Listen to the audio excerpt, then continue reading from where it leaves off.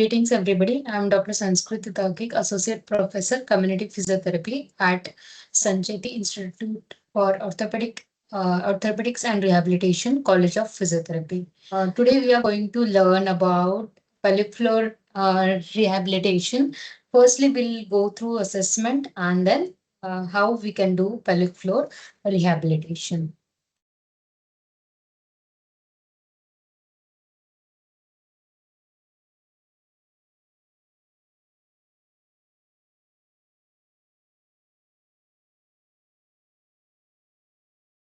So pelvic floor, we can see from side view.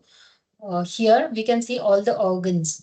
So this is pelvic floor, bladder, uterus, rectum, and this is your pelvic floor. Again, if we see from down, this can be a pelvic floor muscles or structure of your pelvic floor. What are the common symptoms of pelvic floor dysfunction? Firstly, can be urinary incontinence.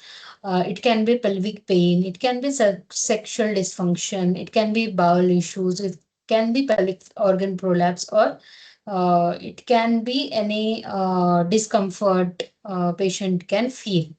So, what are the pelvic floor muscles and what they do that we are learning? So, just for understanding, this is a picture where we can see there is a pressure. So this pressure is intra-abdominal pressure on the bladder, uterus, rectum, and all this pressure. Who is sustaining all this pressure? Your pelvic floor muscles. So objective of this today's lecture will be will understand the anatomy, fear, and function of the pelvic floor, then clinical assessment and evidence-based for the treatment. So pelvic floor consists of layer of muscles that provide a hammock or sling from pubic bone at the front and coccyx at the back. Its function is to support the pelvic organs, the bladder and rectum, helping to keep the structure in correct position. This network of muscles, that is levator ani muscles, fascia, urogenital diaphragm, endopelvic fascia, include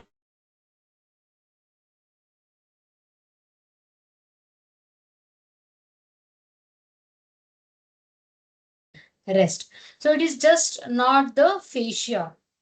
It is muscles, it is ligaments. So all these things are together supporting. Now we can understand there are superficial muscles and deep muscles. As we have core muscles, superficial and deep. Similarly, we have pelvicular muscles, superficial layer and the deep muscle layer. So here we can clearly see that superficial layer is ischiocavernosus. So this muscle is immediately over here. So that is superficially located. Then bulbospongius, that is again a superficial muscle.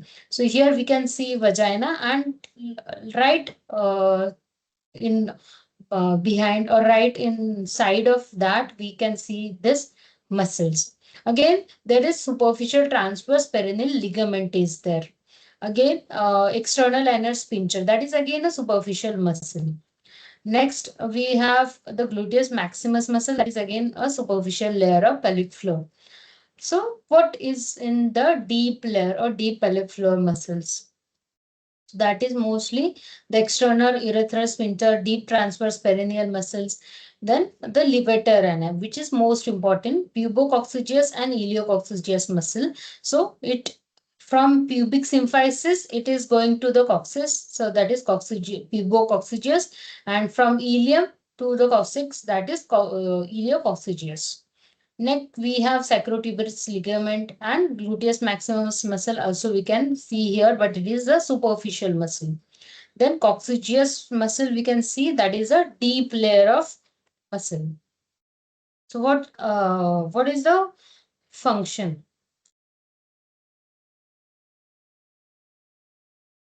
So function has two components, voluntary rapid control and continuous resting tone. So that is most important thing.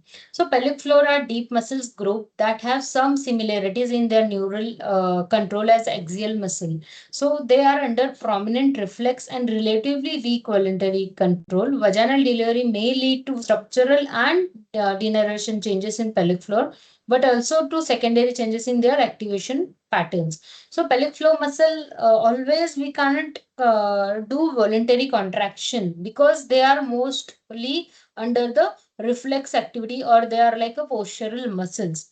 So that's why many females, they don't understand how to correctly contact your pelvic floor. Then this is about the muscles and function. Now, what is the source of load? Why pelvic floor muscle is getting affected? What factors which are contributing to it? Firstly is the poor posture. So if your posture is not correct during your daily activities, during your exercise, during your any forceful activities, or you're doing any forceful task where your intra-abdominal pressure is going to rise, that is labor work, etc. So if your posture is not correct in that, you may land up in pelvic floor dysfunction. Next, already prolapse is there. So that is again a source of load on your pelvic floor.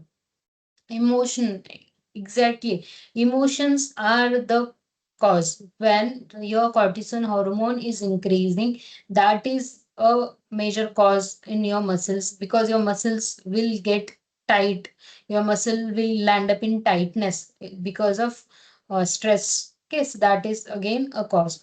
Or training. So if you are training with excessive resistance, you're training without any precautions, we are training without any proper warm up, that can be a source of load. Again, altered breathing patterns. How these altered breathing patterns are source of load? Because the diaphragm is a roof of your abdominal capsule,